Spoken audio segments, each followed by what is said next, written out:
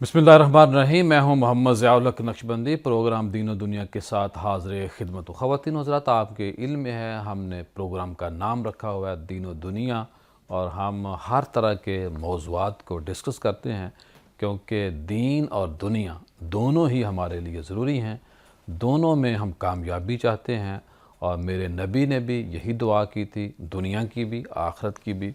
हम भी ये चाहते हैं कि हमारी दुनिया भी बेहतर हो और आखिरत भी बेहतर हो। ख़ास तौर पे जिस माहौल में, जिस दुनिया में आज हम जी रहे हैं, यहाँ मैं ये समझता हूँ कि दुनिया अच्छी होगी, बेहतर होगी, तो उसके तनाज़ुर में ही अगली जो दुनिया है उस दुनिया को हम खूबसूरत बना सकते हैं। क्योंकि अगर हालात ख़राब हों तो फिर अगली दुनिया, वो कहा जाता है ना, ये भूख जो है ये बंदे को कुफ़र तक ले जाती है। अस्तग़फ़िरुल्लाह। तो इसलिए हमने दीन और दुनिया अपने प्रोग्राम का नाम रखा है। आज हमारा मौजू तो है हालात हाज़रा के जो मसाइल हैं उस पर बात करेंगे। तीनों जो हमारे गेस्ट हैं आज के, माशाल्लाह अपने अपनी फ़ील्ड के अंदर बड़े मोतबर नाम हैं, बहुत ही अच्छे लेवल पे म्यारी काम कर रहे हैं। हमारे साथ मौजूद है हज़रत पीर मियाँ मुस्तफ़ीज़ अहमद साहिब। माशाल्लाह शर्क़पुर शरीफ बहुत बड़ी दरगाह है, खानका है, वहाँ के सजादा नशीन है, जो वहाँ बड़ी मस्जिद है, वहाँ जुमा पढ़ाते हैं।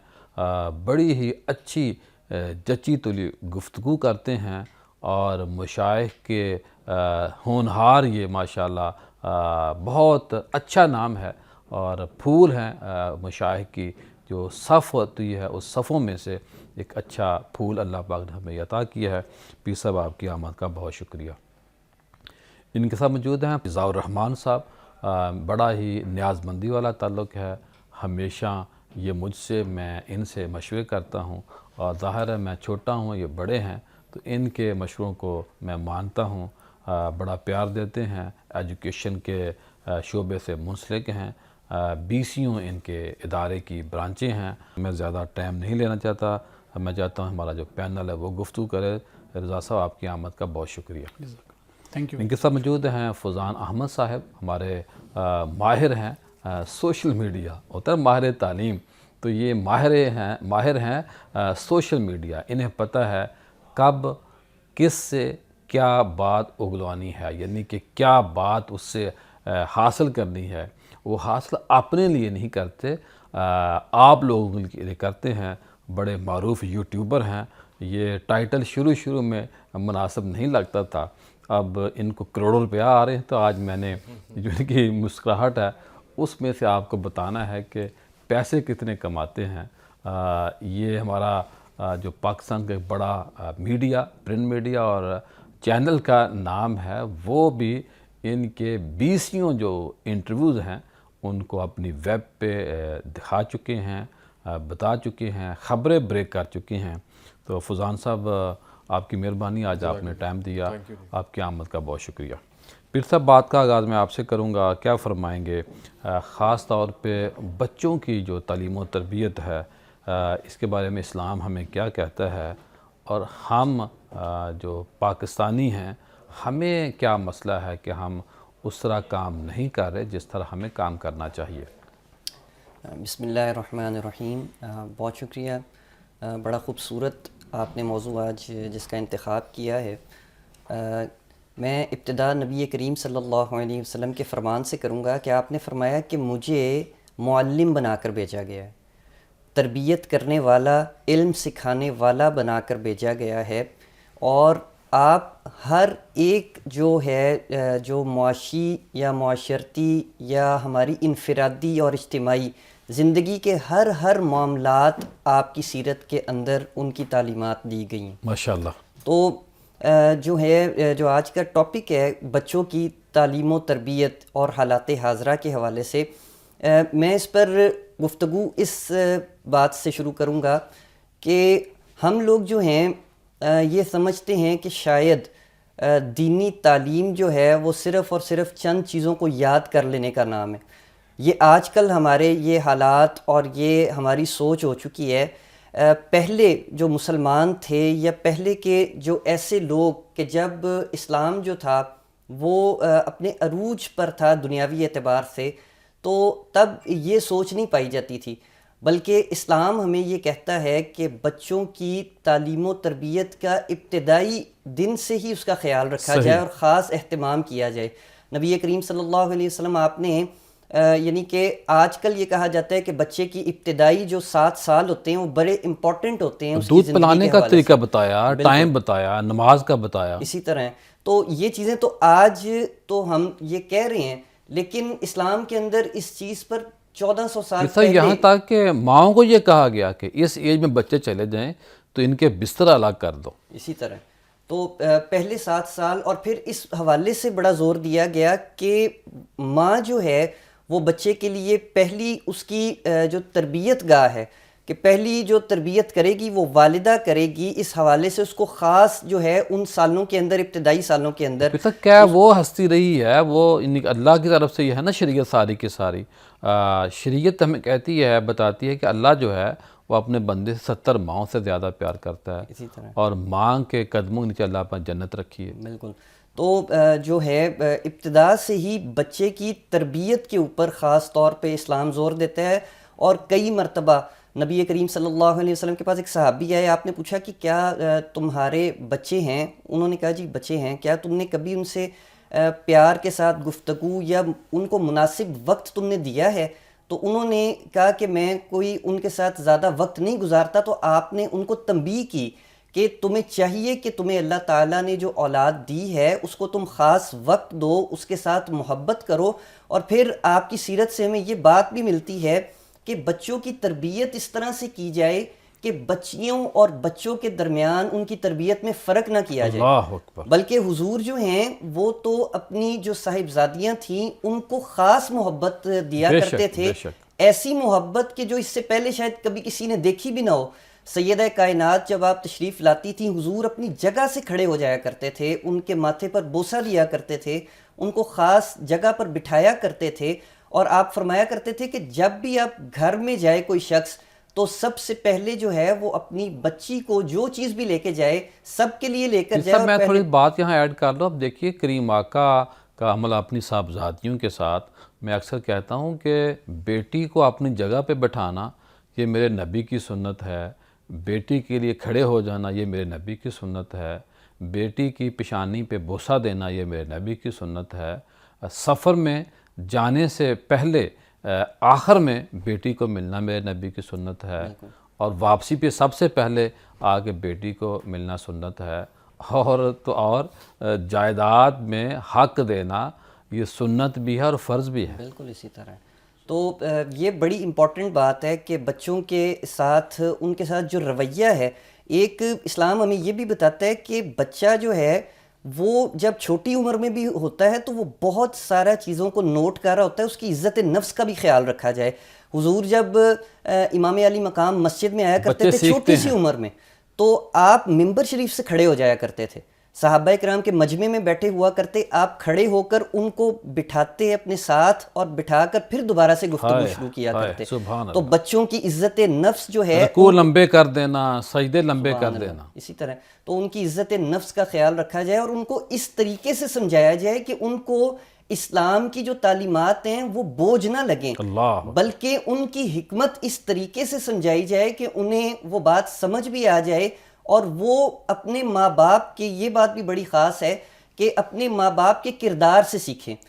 کہ ماں باپ جو ہیں یا کوئی بھی بڑا جو ہے وہ اپنا استاد بھی اگر ہے تو استاد کا کردار جو ہے وہ ایسی چیز ہے. ہمارے اولیاء جو پہلے گزرے ہیں بہت بڑے تربیت کار جو تھے معاشرے کے، تو وہ اسی وجہ سے ان کا اتنا بڑا اثر ہوتا تھا کہ ان کا کردار دوسرے لوگوں سے زیادہ بلند ہوا کرتا تھا. اس کردار کی وجہ سے جو لوگ بھی ان کے پاس آتے تھے وہ کوئی لمبی چوڑی یا مشکل باتیں نہیں کرتے تھے. باتیں چاہے وہ سادہ کریں لیکن ان باتوں کے اندر لوگوں کو کردار کی بلندی نظر آتی تھی. پریکٹیکل انسان. بالکل اسی طرح. پھر صاحب وہ واقعہ بھی دیکھیے نا کہ اللہ کے نبی بیٹھے ہیں اور امام حسن اور حسین سے پیار کر رہے ہیں. اور میں یہاں تھوڑی سی ایڈ کروں، اور ابھی آپ سے میں نے پیر صاحب بات گفتگو مزید سننی ہے ابھی فوری طور پہ ہی. ہمارے ایک دوست ہیں تو مجھے انہوں نے کہا، ایک دوست نے، کہ جی فلاں جو بڑے آدمی ہیں پاکستان کے، ان کی صاحبزادی کے لیے کوئی اچھے عالم دین چاہیے. تو میں نے ارینج کیا ایک پوش ایریا میں لاہور میں ہمارے دوست رہتے ہیں. تو وہ جو بچی تھی ہماری بہن بیٹی وہ پڑھنا شروع کر دیا عالم دین سے, اور بہت بڑا نام ہے ان کی, صاحبزادی ہیں. تو انہوں نے جب چند دن پڑھا تو پھر جو علامہ صاحب ہمارے دوست ہیں ان کے بچے کمرے میں آنا شروع ہو گئے. تو انہوں نے دیکھا ایک دن 2 دن کہ جو علامہ صاحب ہیں اپنے بچوں کا منہ چوم رہے ہیں. تو وہ ہماری بہن بیٹی کہتی ہے کہ علامہ صاحب علم میں نے یہ بھی سیکھا ہے, مجھے آج یہ پتہ چلا ہے کہ جو علماء حضرات ہیں یہ اپنے بچوں سے بھی پیار کرتے ہیں. یعنی کہ علماء حضرات کے بارے میں یہ بھی سوچ ہماری سوسائٹی میں موجود ہے, خدا نخواستہ کہ اپنے بچوں سے پیار نہیں کرتے. اپنی بات مکمل کریں. تو یہی بات آپ بالکل درست کہہ رہے ہیں کہ یہ دوسری طرف بھی علماء کی یہ جو کہہ لیں کہ ان کا جو امیج بن گیا ہوا ہے, اس میں شاید خود بعض علماء بھی اس کے اندر وہ شریک ہیں اس طرح کا امیج بنانے کے اندر. حالانکہ جو بات ہم کر رہے ہیں وہ بالکل الٹ ہے. اگر سیرت کو پڑھا جائے تو بچوں کے ساتھ ایسی شفقت ملتی ہے کہ شاید کوئی عام انسان اس طرح کی محبت کر ہی نہیں سکتا.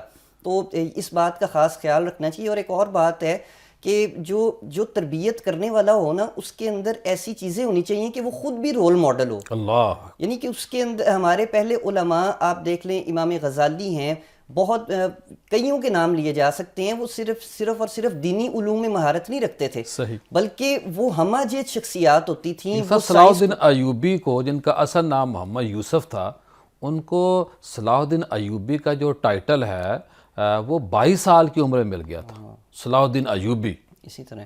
تو ان کے اندر ایسی بہت ساری صلاحیتیں ہوتی تھیں کہ جو ایک رول ماڈل کے اندر, ایک استاد کے اندر ہونی چاہیے. کیونکہ ہمارے نبی کریم صلی اللہ علیہ وسلم کی شخصیت بھی ہمہ جہت تھی. تو جو پہلے علماء یا پہلے کا جو طبقہ تھا وہ اس کو فالو کرتے ہوئے دنیاوی علوم کو بھی اسی طرح حاصل کرتا تھا, تاکہ لوگوں کو یہ امیج نہ جائے جو آپ نے بات کی کہ جی علماء کوئی بیکورڈ سوچ رکھنے والے ہیں یا علماء کو دنیا کے بارے میں پتہ نہیں ہے.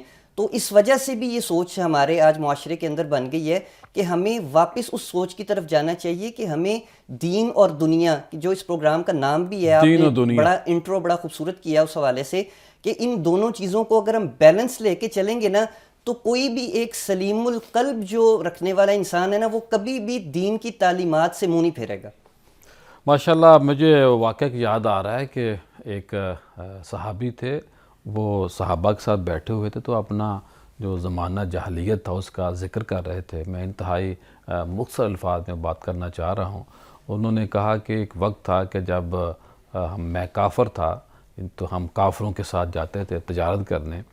تو جب ہمیں بھوک لگتی تھی تو جو ہمارے پاس بت ہوتے تھے ہم ان کو توڑ کے کھا جاتے تھے. اور وہ کہتے ہیں کہ کیسے خدا تھے جعلی ہمیں ملے ہوئے, کہ وہ جو جعلی خدا تھے وہ اپنے آپ کو ہم سے نہیں بچا سکتے تھے. اور دوسرا وہ کہتے ہیں کہ مجھے وہ ہنسی اس واقعے پہ آتی ہے. اور دوسرا جو زمانہ جاہلیت کا واقعہ ہے کہ میں سفر میں تھا, اللہ نے مجھے بیٹی دی, واپس آیا تو مجھے جب پتہ چلا کہ اللہ نے مجھے بیٹی دی ہے تو میں نے بیٹی کو زندہ دفن کرنے کے لیے لے گیا. تو جب میں نے کھدائی کی تو میں اپنی بیٹی کو وہاں کھڑا کیا اور بیٹی کو زمین میں رکھا.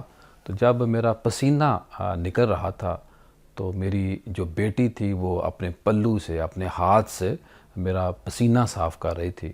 لیکن کفر کی وجہ سے اتنا میرا دل سخت تھا کلمہ پڑھنے سے پہلے کہ میں نے اپنی اس بیٹی کی اس ادا کو بھی پسند نہ کیا, اور اس کے باوجود میں نے اپنی بیٹی کو زندہ زمین میں دفن کر دیا.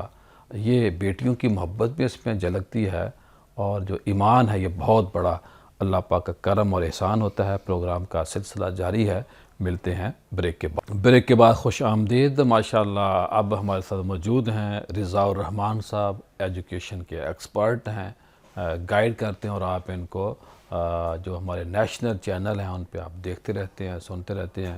رضا الرحمان صاحب کیا فرمائیں گے, آپ نے کب یہ ایجوکیشن کا نیٹ ورک شروع کیا, کس نام سے شروع کیا, کتنی برانچیں ہیں, اور اب آپ کہاں پہنچے, اور تفصیل میں نے کافی اور بھی آپ سے جاننی ہے. پہلے تو یہ بتائیں آپ جو میں نے پوچھا آپ سے. جی آپ کا بہت شکریہ آج اس پروگرام میں مدعو کرنے کا. اور یہ ایجوکیشن سے جی ہماری تقریباً یہ 3rd جنریشن ہے اللہ اکبر. جو ایجوکیشن سے منسلک ہے. میرے بزرگان بھی، میرے والد محترم دادا بھی، پر دادا یہ کام دادا کرتے بھی ٹیچنگ سے ریلیٹڈ تھے، پھر میرے والد محترم، میری والدہ صاحبہ، اور پھر اللہ نے ہمیں بھی یہ توفیق دی کہ ہم بھی اس فیلڈ کے اندر اپنا جو بھی ان پٹ دے سکتے ہیں وہ دیں. اور اللہ نے اس فیلڈ میں ہمیں بڑی کامیابی سے بھی نوازا. اور لاہور میں بھی ہمارے ادارے چل رہے ہیں، پورے پنجاب میں بھی ہیں، کراچی میں بھی ہیں. کس نام سے؟ نیٹو اسکول کے نام سے جی ہمارے ادارے چل رہے ہیں. اور اس میں ہم کوئی ایک سرونگ اسکولس کے طور پہ اپنے آپ کو پیش کرتے ہیں، اور بڑی مناسب سی فیس میں بچوں کو دین و دنیا دونوں کی تعلیم دی جاتی ہے. اور خاص کر کے اس میں جو میں سمجھتا ہوں کہ جو اہم بات ہے یا جو جس کو ذکر کیا جانا چاہیے وہ یہ ہے کہ ہم بچوں کو کریٹو بنانے کے اوپر غور کرتے ہیں یا توجہ دیتے ہیں. اور جو آج کل جیسے نئی ٹیکنالوجی جتنی بھی آ گئی ہیں اس سے منسلک رکھتے ہیں. اے آئی تو بھی بہت جدید ہے، وہ تو بھی کہہ لیجئے کہ 2 سال پہلے چیٹ جی پی ٹی آیا ہے، ابھی ڈیپ سیک آیا ہے، تو اس کو ہمارے سکولز میں آنے میں بڑا ٹائم لگے بہت کچھ آنا گا. ہے. لیکن روبوٹکس اور اس طرح کے جو دیگر جتنے بھی علوم ہیں اس کے اوپر ہمارے اسکول میں خصوصی توجہ دی جاتی ہے. میں نے پچھلے سالوں میں گورنمنٹ آف پاکستان کے ساتھ مل کے، خاص کر کے ایک ادارہ ہے نیف ٹیک جی، تو اس کے ساتھ مل کے میں نے نئے کورسز بھی ڈیزائن کرائے جو سکولز میں اور پھر کالجز میں وہ پھر رائج کیے گئے. اور آج اس کے اوپر تمام پورے ملک میں اس کے اوپر کام ہو رہا ہے. تو یہ اللہ تعالیٰ کا شکر ہے کہ اللہ نے ہمیں توفیق دی، ہمیں اس کے لیے چنا، اور اس کی مہربانی ہے. اور اس میں جو ہم اپنی ان پٹ ڈال سکتے ہیں وہ ہماری پوری فیملی اس کے اندر کام جو کرتی ہے. عام خاندان ہوتے ہیں ان کے بچوں کے لیے اسکالرشپ بیس پہ بھی آپ کے اسکولوں میں داخلہ مل جاتا ہے؟ جی تقریباً میرا خیال ہے 7 سے 8% بچے ہیں جو ہمارے پاس اسکالرشپ پہ پڑھ رہے ہیں. ماشاءاللہ. تو جو بھی اپنی جتنی کمرشل اداروں کے اندر یہ بہت بڑا حصہ ہے آپ کا. جتنی بھی استاد ہو لوگ تو سکتی ہے. کہتے ہیں ایک ہمارے اکیڈمی ہے بڑی کمرشل، انہوں نے کہا جی آپ تو اعلیٰ امین اکیڈمی فری چلا رہے ہیں نا، تو ہم تو ایک سیشن میں ایک بچہ فری لیتے ہیں. میں نے کہا کہ ہم اپنے اعلیٰ امین اکیڈمی تو اس کی مثال دنیا میں نہیں ملتی جی. آپ اس میں چاہتے ہیں ایک بچہ فیس والا آ جائے، فل فیس دینے والا. چونکہ میں چھوٹے بچوں کی تعلیم سے منسلک ہوں تو ارلی چائلڈہڈ ایجوکیشن کے اوپر میں نے ابھی وہاں سے کینیڈا سے اپنا جو ایک ڈپلوما ہے وہ میں نے ابھی حاصل کیا ہے، اور اس کے اوپر میں ورکنگ کر رہا ہوں. واقعہ سنا جو آپ بتا رہے تھے سافٹ ویئر والا تھا یا لیپ ٹاپ آپ نے کوئی لیا تھا؟ ہاں، جو ایکچولی جو میں آپ سے عرض کر رہا تھا، میں پیر صاحب سے جو میری پچھلے دنوں گفتگو ہوئی اس میں میں نے عرض کیا کہ تعلیم اور تربیت کا جو ہمارا اور ان کا فرق ہے وہ عمل سے ظاہر ہوتا ہے. اور یہ جو کردار سازی ہے یہ تو اگر جب آپ کسی جگہ پہ کوئی بھی چیز امپلیمنٹ کرتے ہیں یا آپ کا اور میرا تعلق بنتا ہے اور ہم دونوں آپس میں اپنے تعلق کو آزماتے ہیں تو ہمیں ایک دوسرے کے کردار کا پتہ لگتا ہے. تو جب ہم پاکستان میں اس طرح کی کردار سازی دیکھیں تو لوگ جو یہاں پہ ولی کہلاتے ہیں، جو بڑے بڑے ماہر تعلیم کہلاتے ہیں، ان کے فراڈ سنیں یا ان کی باتیں سنیں یا ان کے معاملات دیکھیں تو پھر کانوں کو ہاتھ لگانا پڑتا ہے. اور یہی چیز اگر ہم جا کے دوسرے ممالک میں دیکھیں جو کہ مسلمان نہیں ہیں، جنہوں نے ہمارے نبی کی تعلیمات نہیں پڑھی ہیں لیکن وہ ہمارے نبی کی تعلیمات کے اوپر عمل کرتے ہیں اور ویسے امپلیمنٹیشن کرتے ہیں. تو پیر صاحب سے جو میں نے ذکر کیا، میں نے کہا جی میں نے ایک سافٹ ویئر وہاں سے خریدا جس کی مالیت ماہانہ $500 تھی. تو وہ میں نے استعمال کیا تقریباً 6-7 دن، مجھے وہ مناسب نہیں لگا اور میں اس کو 1 مہینہ گزر گیا، اگلا مہینہ پھر آ گیا، دوسرے مہینے پھر میرے $500 میرے کریڈٹ کارڈ میں سے کٹ گئے. تو 2 مہینے کٹنے کے بعد وہ $1000 کے قریب اماؤنٹ کٹ گئی.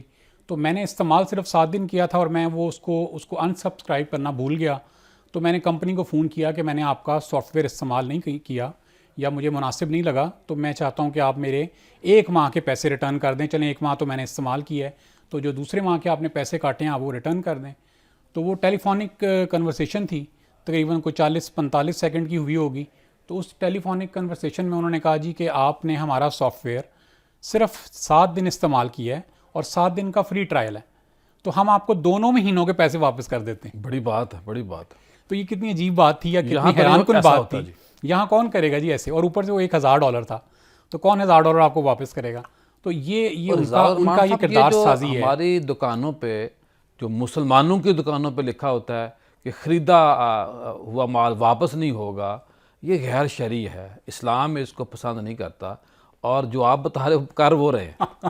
جی بالکل آپ یہ ٹھیک کہہ رہے ہیں. اچھا، یہ جو آپ کا، میں یہاں پہ گزارش کروں گا اپنے سب دوستوں سے اور دیکھنے والوں سے کہ یہ جو نبی کریم صلی اللہ علیہ وسلم کا حکم ہے اس کے اوپر اس کی پابندی کر کے وہ اربوں خربوں پتی ہو گئے ہیں. جی جی جی. اور میں تھوڑی سائیکالوجی میں جانا چاہتا ہوں اس بات کی. جیسے وہاں پہ بڑے جو سٹورز ہیں امریکہ میں کینیڈا میں یا دوسرے ممالک میں جس میں کاسٹکو آتا ہے, وال مارٹ آتا ہے, لوگ اکثر جانتے ہیں, جی. اور امیزون آتا ہے, ان کی ریٹرن پالیسی ہے کہ اگر آپ اتنے عرصے کے اندر اندر یہ ہماری پروڈکٹ واپس کرنا چاہیں, پالیسی کے بعد ادارے چلتے ہیں, اگر آپ پالیسی یہ بنا لی کہ چیز واپس ہو نہیں سکتی تو اگر کون ان کے پاس جائے گا؟ واپس کرنا چاہیں تو آپ واپس کر سکتے ہیں. تو یہ وہ پالیسی ہے جس کی وجہ سے جو بھی وہاں خریدار آتے ہیں, جو بائرز آتے ہیں, جو چیز کو پسند کرتے ہیں, لینا چاہتے ہیں, وہ ایک لینے کی بجائے 4 لے لیتے ہیں. صحیح, کہ ہم دیکھیں گے جا کے, اگر ہمیں پسند نہیں آئی تو ہم واپس کر دیں گے.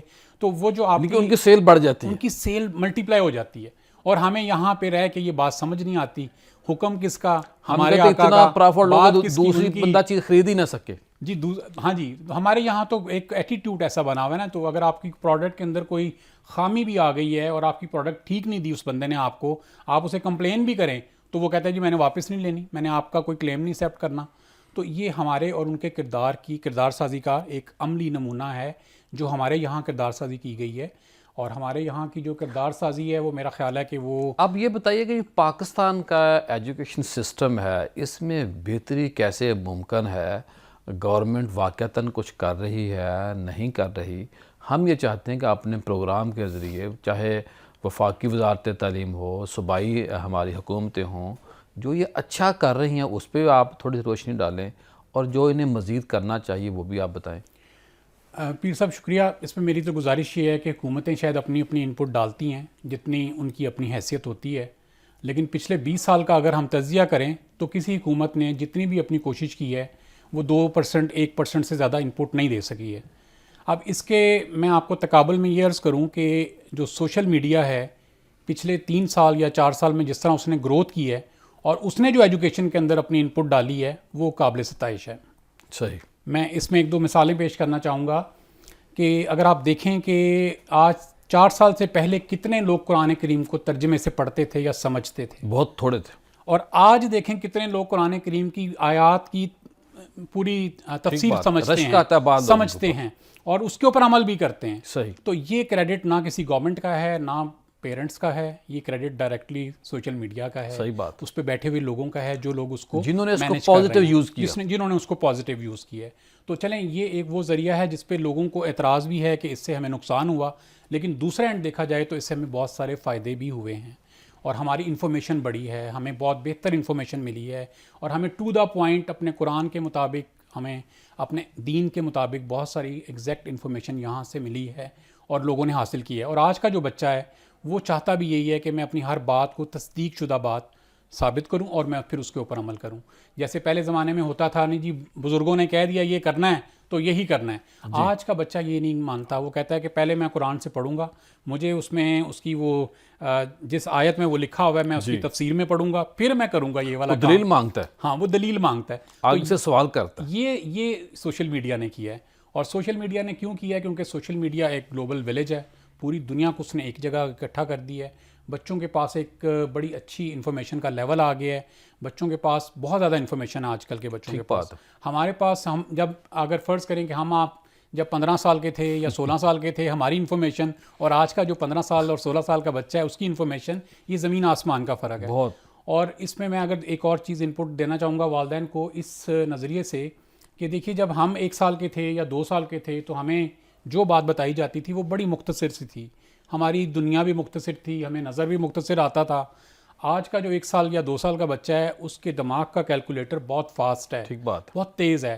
تو اس بچے کے پاس بہت انفارمیشن ہے, بہت نالج ہے, بہت زیادہ جلدی وہ پک کرتا ہے, بہت ٹیلنٹڈ ہے اور بہت زرخیز ہے. تو اس زرخیز مٹی پہ حال آپ نے چلانا ہے, پانی آپ نے ڈالنا ہے, گروتھ نے کرنا ہے, اس کو بنجر ہونے سے بچائیں. بالکل آپ نے بچانا. دیکھیں جو سنگل نیشنل کریکولم آیا وہ بہت اچھا قدم تھا, اور سنگل نیشنل کریکولم کے اندر ہی یہ تھا کہ آپ نے قرآن کو ترجمے سے پڑھانا ہے. میرے اسکول میں آج تک درود پاک سب سے پہلے پڑھا جاتا ہے. سبحان اللہ, سبحان اللہ. اور ہم انشاءاللہ الحمدللہ کتنی برانچیں ہیں, کتنی ہر برانچ میں پڑھا جاتا ہے, اور ہر سال ہم کروڑوں کی تعداد میں پڑھتے ہیں. ہم اس کو کیلکولیٹ کرتے ہیں ڈیلی کہ اس برانچ میں 5000 پڑھا گیا, اس برانچ میں 3000 پڑھا گیا, اس کو ہم کیلکولیٹ کرتے ہیں. پھر ہم وہ بچوں کی روٹین بنا دیتے ہیں. بچوں کو شروع سے میں نے اپنے اسکول کے بچوں کو نماز ترجمے سے پڑھائی ہے کہ آپ کو نماز کا ترجمہ آنا چاہیے. جس کو ترجمہ آتا ہوگا اس کو میں 500 روپے انعام دیتا رہا ہوں. اتنی چھوٹی سی رقم تھی, لیکن میں اس کو انعام اس لیے دیتا تھا کہ اس کو کانسیپٹ سمجھ آئے کہ میں نے نماز جب پڑھنی ہے تو میں نے ہم کلام ہونا ہے اللہ سے, اس کے سامنے پیش ہونا ہے تو اسے بات کیا کرنی ہے. تو یہ میں نے گزارشات پیش کی تھی اس گورنمنٹ کو, انہوں نے سنی, انہوں نے مہربانی کی.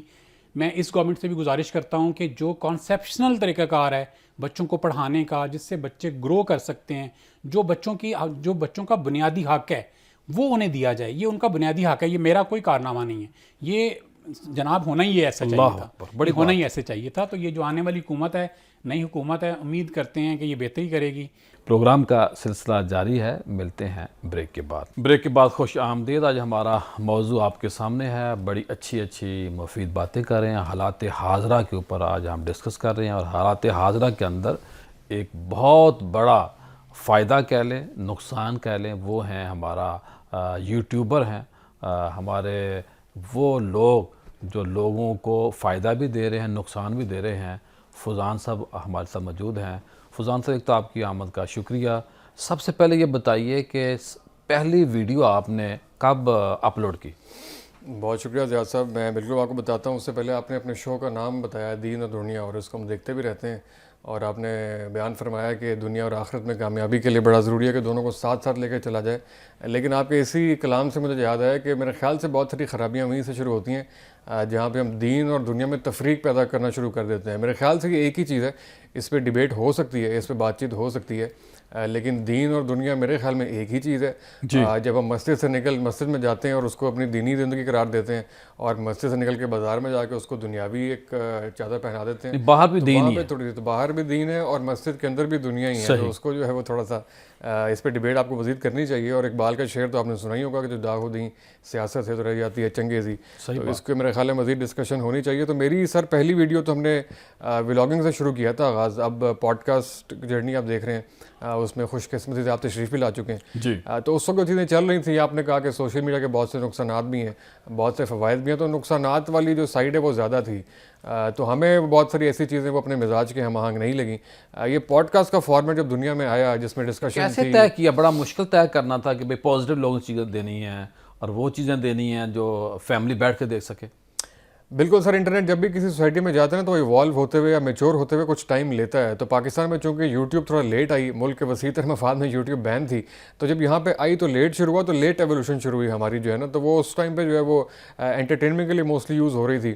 تو ایسا ایسا جب ایولیوشن ہوئی تو پھر کانسیپٹ عام ہونا شروع ہو گیا. جب میں ولاگ دیکھ رہا ہوں, ایک بندے کی روٹین دیکھ رہا ہوں, اس کا مجھے کیا فائدہ ہو رہا ہے, ویلیو کیا ہے میرے پہ. تو ویلیو والا جب سوال ریز ہوا, ویلیو والا پوائنٹ لوگوں کے ذہن میں آیا کہ اس پہ ویلیو یا فائدہ مجھے کیا ہو رہا ہے, تو وہاں سے ایک ظاہر ڈسکشن جنریٹ ہوئی. اور ہم ان چند لوگوں میں سے جنہوں نے شروع کیا پاکستان میں پوڈ کاسٹ, اور ارلی پوڈ کاسٹنگ شروع ہوئی اور اس میں قائم رہے. اس میں پوڈ کاسٹ بہت سے لوگ کرنا چاہتے ہیں, بہت سے لوگ شروع کرتے ہیں, لیکن سروائیول ریٹ اس میں بہت کم ہے. زیادہ صاحب آپ بھی دیکھ رہے ہوں گے جتنی پوڈ کاسٹ شروع ہوتی ہیں اس بڑا مشکل کام ہے, آسان ہے, فل ٹائم دینا پڑتا ہے. فل کام ہے. آپ نے ہماری ریلز دیکھی ہیں, آپ کو میں ایک بار شیئر بھی کیا تھا کہ جو آپ نے مجھے بڑی سادگی سے کہہ دیا کہ الامین فاؤنڈیشن کی مجھے ریل بنا دیں, تو یہ ایسا نہیں ہے کہ میں آپ کو 1 منٹ میں بنا دوں گا, گھنٹے میں. اس میں 7-8 گھنٹے لگتے ہیں ہماری ریل بنانے میں. صحیح بات. اس کا را کٹتا ہے, اس کی فوٹیج لگتی ہے اس میں. خیر جو آپ کے کیمرے کے پیچھے لوگ ہیں وہ بھی سمجھ پائیں گے کہ اس میں بہت ساری. اب تک کتنے آپ انٹرویو کر چکے ہیں؟ سر اس میں تقریباً کوئی 95 ہم اس میں پوڈ کاسٹ کر چکے ہیں, اور بڑے مختلف شخصیات سے. پوڈ کاسٹ سے پہلے کی ہماری زندگی اور پوڈ کاسٹ کے بعد کی ہماری زندگی اور ہماری رائے اور ہماری شخصیت, اس میں بڑا فرق ہے. 95 different individuals, 95 different opinions, 95 different stories, بہت بڑی بات. اور ان سے جو ہے مختلف طرح کے رائے سنی, تو اس سے اپنے ایکسپوجر میں اور اپنے جو ہے وہ ذہن کو بڑی. سب سے زیادہ کوئی اچھی آپ کے جو انٹرویوز ہیں 2-4-5؟ ہمارے تو سارے ہی اچھے ہیں, لیکن میں آپ نے سب سے زیادہ پوچھا تو وہ آپ نے پھر حوصلے سے سننا ہے. میں آپ کو بتا دیتا ہوں. بتائیں. ہمارا جو ٹرننگ پوائنٹ تھا وہ انجینئر محمد علی مرزا صاحب کا تھا. پیر صاحب, یہاں پہ آپ کو پیر صاحب کا, یہاں میں بھی آپ کو بتا دوں کہ اس کو دیکھنے والے وہ بد نصیب وہ لوگ ہیں جو اس کے زیادہ مخالف ہیں.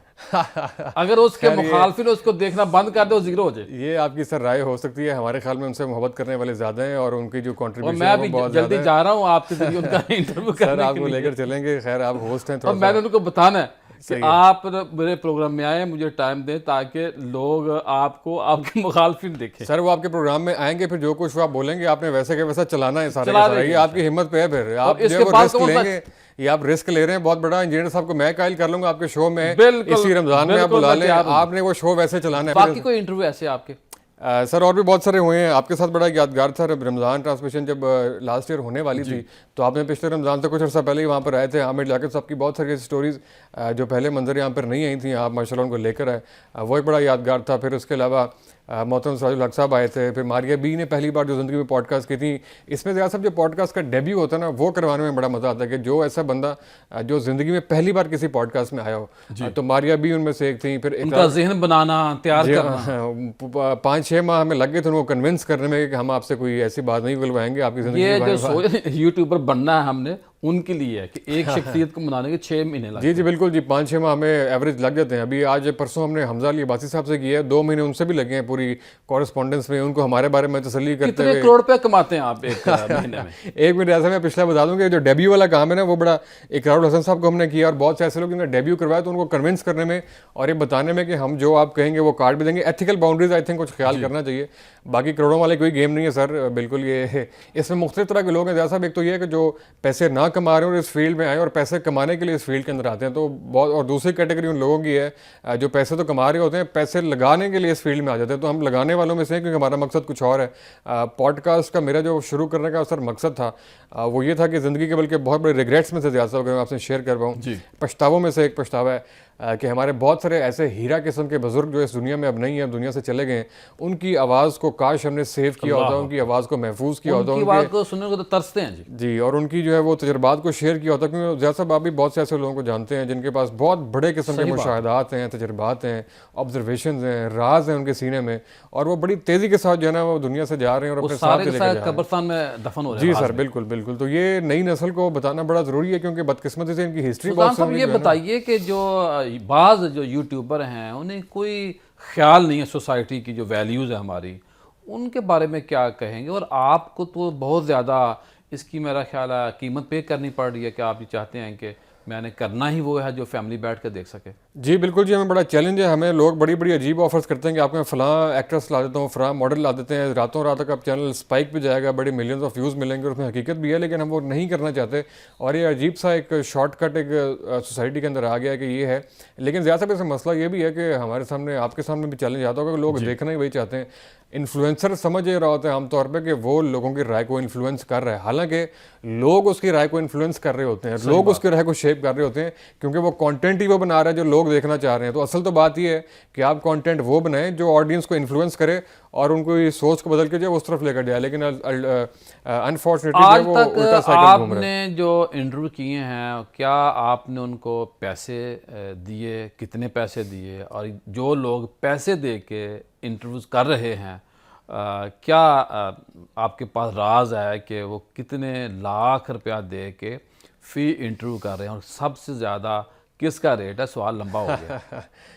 سر اس میں کافی سارے بڑے مختلف پیکیجز چل رہے ہیں. میں نے 95 ایپیسوڈس کیے, میں سے صرف ایک پیڈ کی ہے, وہ بھی کریکٹر کی تھی, وہ آپ خود جا کے دیکھ لیں گے آڈینس, لیکن اس کے علاوہ میں نے کوئی بھی نہیں کیا. لیکن مارکیٹ میں آپ نے بالکل ٹھیک کہا کہ جو ایکٹرز ہیں, جو ایکٹریسز ہیں, لاکھوں روپے دے رہے ہیں, 2-2 ملین تک پے کیا جا رہا ہے ایک پوڈ کاسٹ کا. بہت سارے کریکٹرز ایسے ہیں جن کا فیس ریویل کرنے کا ریٹ وہ کہتے ہیں ہمارا اسکرین ریٹ ہے, ہمارا اسٹیج پہ آنے کا پبلک اپیرنس کا ہمارا ریٹ ہے جی 2 ملین, 1 ملین, 5 لاکھ, 2 لاکھ, 2.5 لاکھ سے شروع ہو گئے.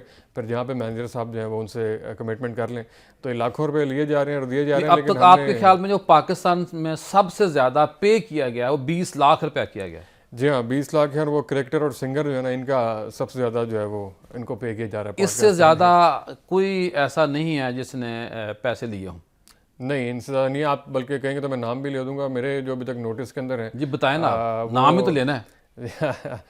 شعیب اختر صاحب جو ہیں وہ پوڈ کاسٹ میں آنے کے سب سے زیادہ پیسے لیتے ہیں, 20 لاکھ. ان کا خیال یہ ہے کہ ان کی جو آڈینس ہے وہ انڈیا میں بھی ہے, اکراس دا بارڈر, اور اس میں شاید کسی حد تک حقیقت بھی ہے. تو وہ پوڈ کاسٹ میں آنے کے بہت سارا چارج کرتے ہیں. تو وہ ان کو جن لوگوں نے ماشاء اللہ بلایا تو ان سے آپ پوچھیں گے شاہد افریدی صاحب کیا لیتے ہیں؟ یہ سر ان کے مینیجر سے آپ پوچھیں, الٹی آن ایئر اگر ریٹ جانا شروع کر دیں شاید وہ مائنڈ کریں. فضان صاحب یہ بتائیے کہ جو یوٹیوبر کی لڑائی ہوتی ہے آپس میں, کیا مقابلہ, لڑائی, مارکیٹ آئی, یہاں تک نوبت جاتی ہے بعض دفعہ؟ سر یہ جاتی ہے لیکن اسکرپٹڈ ہوتا ہے بہت ساری چیزوں میں نا. یہ آپ کو میں بتاؤں کہ بہت ساری لڑائیاں جو آپ اس ٹائم سوشل میڈیا کے اوپر دیکھ رہے ہیں وہ پہلے ایک دوسرے سے طے کرتے ہیں کہ یار اب روٹین تو دکھا کے ہم تھک گئے ہیں, اب اگلا کیا کریں. تو وہ پہلے پورا پھڈا پلان کرتے ہیں کہ ہم یہ کریں گے, بعد میں ایسے صلح کریں گے, اس کے بعد میں ایسے بیٹھیں گے, یہ نیریٹو جائے گا. تو انفارچونیٹلی بڑا اسکرپٹڈ چیزیں چل رہی ہیں اور لوگ اس کو بڑا حقیقت مان کے دیکھ رہے ہیں. اس میں پھڈے بھی ہیں, اس میں ایکسیڈنٹس بھی ہیں, اس میں اور بھی بہت ساری خرافات ہیں جو کہ اسکرپٹڈ پری پلان چل رہی ہیں. اب یہ بتائیے کہ بچوں کے لیے کیا کر سکتے ہیں آپ سوسائٹی میں؟ ظاہرہ بچوں کے پاس موبائل تو ہوتا ہے لیکن خرافات بڑھ رہی ہیں, اس پہ کیا کہیں گے آپ؟ سر بچوں کے لیے کانٹینٹ کریٹ کرنا بڑا ضروری ہے اور اس کے لیے 18+ کی کیٹیگری بھی لوگ جو ہے وہ اس کا خیال نہیں کر رہے ہیں. تو بچے, اور بڑی خطرناک چیز جو فیملی ولاگنگ کے نام پہ آئی ہے کہ یہ ڈیلی کے جو ملین ویوز یوٹیوبرز اٹھا رہے ہیں, ڈیلی کے 2 ملین, ڈیلی کے 3 ملین, تو وہ ان کی ساری کے ساری آڈینس بچے ہیں. اور آپ دیکھیں گے اپنے آس پاس بچوں کو جو کہ اپنی والداؤں کا موبائل اٹھا کے ہیلو جی کر کے صبح اٹھ کے دن کا آغاز کرتے ہیں اور بڑا نیگیٹو سا امپیکٹ ہو رہا ہے اور گھروں کی پرائیویسیز بریچ ہو رہی ہیں. آئی تھنک تو یہ اسکرین ایڈکشن بھی وہیں سے شروع ہو رہی ہے اور یہ شروع میں فلٹر لگانا بڑا ضروری ہے کہ آپ نے کس حد تک بچوں کو ایکسیس دینی اور کس حد تک نہیں دینی. فضان صاحب, کوئی ایسا نام جس کا آپ نے انٹرویو کیا ہو اور بعد میں آپ پچھتائے ہوں, یا دوران انٹرویو آپ کے ساتھ یہ ذہن بنا ہو آپ کا کہ کاش اس کے ساتھ میں نے انٹرویو نہ کیا ہوتا, اس سے ٹائم نہ لیا ہوتا؟ نہیں, ایسا ابھی تک کوئی الحمدللہ نہیں ہوا. ہم جس کو بلا لیتے ہیں اس سے پھر کانورسیشن کر لیتے ہیں. کانورسیشن کرنا بھی آپ کو پتہ ہے ایک آرٹ ہے, اچھی ڈسکشن کریٹ کرنا. پچھتائے تو ہوں گے نا یہ؟ نہیں, پچھتائے ابھی تک کوئی نہیں ہے, ابھی تک کوئی نہیں ہے. یہ بہت سارے جو پیڈ وہ والے ہوتے ہیں وہ ہم ایکسیپٹ نہیں کرتے, اس کا پچھتاوا ہوتا ہے کاش ایکسیپٹ کر لے تو 5-6 لاکھ روپے. آنے والے دنوں میں بڑے انٹرویوز کن کے آپ کر رہے ہیں؟ سر حمزہ علی عباسی صاحب انشاءاللہ آ رہے ہیں, ان کی ایپیسوڈ آ رہی ہے اور ان کو زندگی میں بڑی تبدیلی آئی ہے. بلکہ آپ سے بھی منسلک بڑی وہ دلچسپی کی چیز ہے کہ انہوں نے حال ہی میں جاوید احمد غامدی صاحب کی صحبت اختیار کی ہے.